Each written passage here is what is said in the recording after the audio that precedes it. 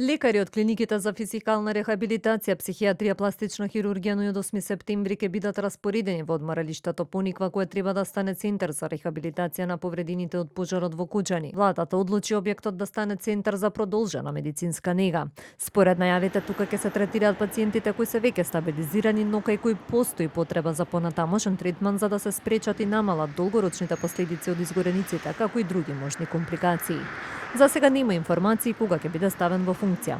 Пред да почне со работа од Министерството за здравство, велат дека ќе се направат сите потребни подготовки од страна на санитарниот и здравствен инспекторат. Ќе се направи план пациентите да бидат распределени во неколку групи и циклуси на терапија, се со цел да се овозможи персонализиран пристап кон секој поединечен случај, по согласно со препораките на лекарите.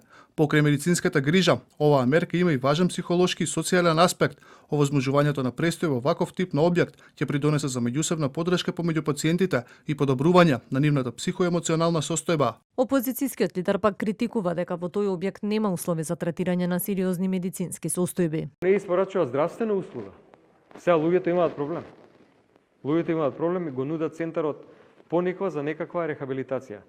Во центарот Пониква не можеш ни на одмор да одиш, а не да третираш такви сериозни медицински состојби. Според последните информации, 5 пациенти се уште се на лекување во странство. 5 се во земјава, додека пак околу 50 се на рехабилитација во болницата во Кочани.